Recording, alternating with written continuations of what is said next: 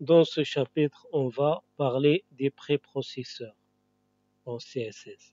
Les préprocesseurs en CSS sont des outils qui étendent la syntaxe de base de CSS en ajoutant des fonctionnalités telles que les variables, les mixins, les fonctions et les directives conditionnelles.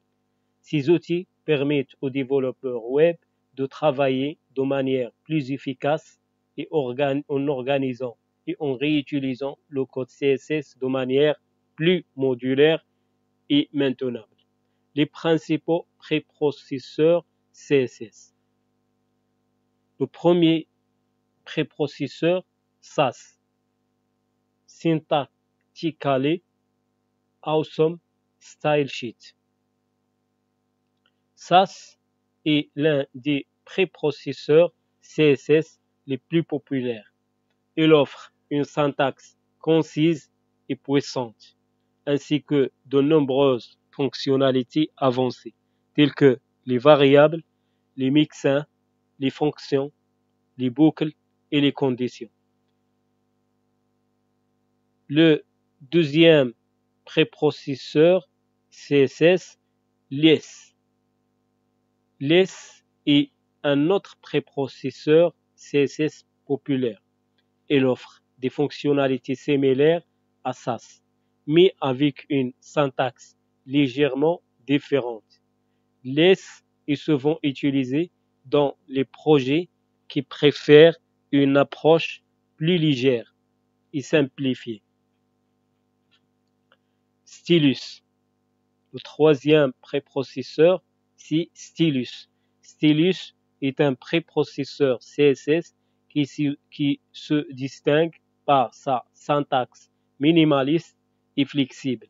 Il permet d'écrire du code CSS de manière plus concise en évitant les accolades et les points-virgules. La fonctionnalité des préprocesseurs CSS. Les variables. Alors, les variables permettent de définir des valeurs réutilisables qui peuvent être utilisées à plusieurs endroits dans le code CSS. Alors, c'est comme les langages de programmation les plus connus, on utilise un variable comme un conteneur qui va contenir une valeur qu'on va utiliser plusieurs fois dans notre code. Par exemple, là, on a un code SAS qui utilise un variable. Pour utiliser un variable, par exemple, primary color, on la précède par $sign. $sign primary color et on va lui attribuer la valeur de la couleur en hexadécimal. Dash 3498 dB, point virgule. Dans notre code, on va dans le code, dans les lignes avancées du code, on aura besoin d'utiliser ce variable plusieurs fois. Par exemple, dans la ligne de code point bottom, on ouvre le guillemet, background color, on utilise la variable $primary color et on ferme le guillemet. Mixin,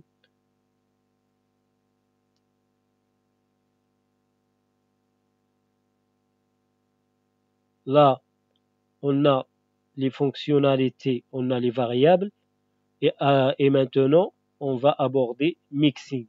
Les mixins sont des blocs de code réutilisables qui peuvent être inclus dans d'autres règles CSS. Par exemple, on a arrobas mixin, border radius, la valeur du variable comme argument, $radius, on ouvre le guillemet, border radius, la valeur $radius, qui est un variable qu'on va utiliser plusieurs fois. Alors, c'est comme l'utilisation des fonctions. On a point bottom, on ouvre le guillemets, $include. Include quoi? Include le mixin, qui est board radius avec la valeur de l'argument, c'est 5 pixels.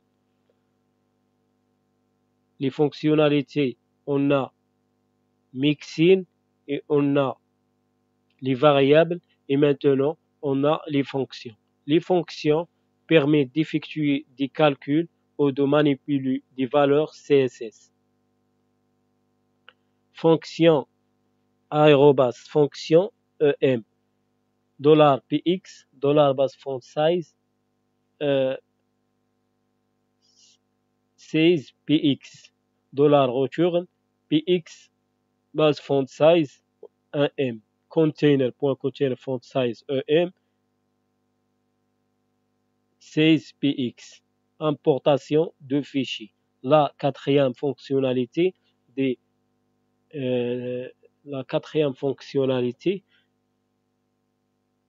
c'est l'importation des fichiers. La quatrième fonctionnalité des préprocesseurs CSS, c'est l'importation de fichiers.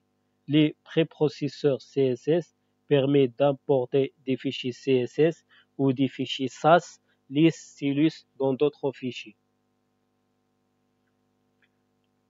Aerobas import variable, point virgule, aerobas import mixin,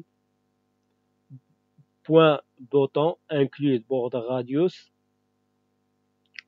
La cinquième fonctionnalité de préprocesseur SAS, c'est les directives conditionnelles. Les directives conditionnelles permettent d'exécuter certaines parties du code CSS en fonction de conditions spécifiques. Thème, variable thème, light. Alors, aerobas f, variable thème equal light, on va utiliser le code body background color et color. Else, aerobas else, body background color.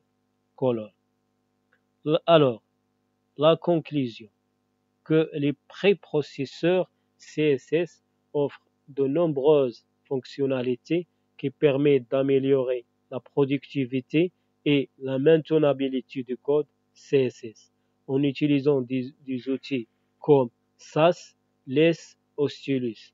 Les développeurs peuvent écrire du code CSS plus propre, plus modulaire et plus flexible, ce qui facilite la gestion des styles sur des projets de grande envergure.